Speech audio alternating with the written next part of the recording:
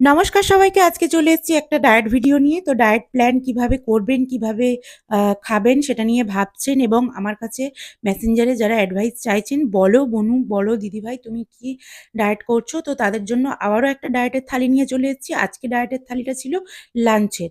লাঞ্চের থালিটা আমি বিশেষ করে বেশি করে দেখাতে চাইছি কারণ লাঞ্চটা কিন্তু খুব ইম্পোর্টেন্ট। ডায়েটের মধ্যে যারা কম খাবার খেয়ে ওয়েট কমাতে চাইছো, 80% ডায়েট এবং 20% এক্সারসাইজ। তো তাদেরকে বলছি যে অবশ্যই আমার ভিডিওগুলো একটু ফলো করো। দেখো আমি ডায়েট ভিডিও পোস্ট করছি এবং যারা বলছো তুমি কি খাচ্ছ সেগুলো একটু দেখাও।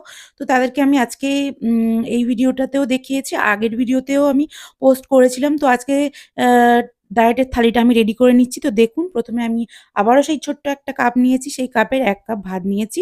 ভাতটা কিন্তু একদমই চাপিনি, ভাতটা নরমালি যেরকম কাপের মধ্যে দিয়েছি সেরকম। আর নিয়েছি শাক। আজকে আমি শাক পেয়ে উঠেছি। মানে বেশ কিছুদিন ধরে আমি